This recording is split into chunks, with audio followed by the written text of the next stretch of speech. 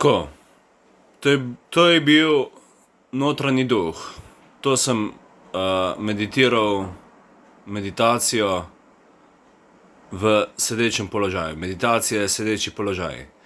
To pomeni, da je zunanji duh prišel v moje telo preko mantre in vseh čaker, ko so se absorbirale v človeško telo. To pomeni, da je energija prišla v človeško telo. Tudi ni pomembno, katera frekvenca je. Na tisti frekvenci, na kateri se človek nahaja, na tisti frekvenci tudi potem resonira z naravo.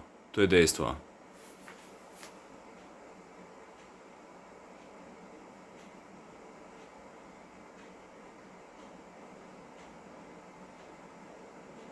Evo, to je bila ljubezen. To je bila ljubezen. In to je ljubezen. Ljubezenska mantra je najmočnejša mantra. Hare Krišna mantra. To so indijske mantre, ko se jih človek nauči in rab neko potrpljenje, da se jih nauči in da jih telo sprejme. To pomeni, najbolj pomembno je, da telo resonira z naravo.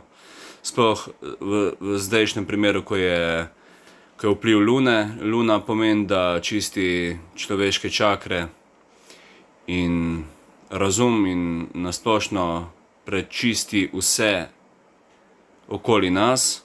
In to je to. So pa motnje.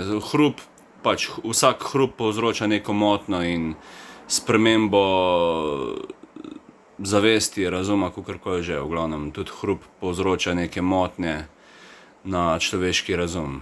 To je dejstvo.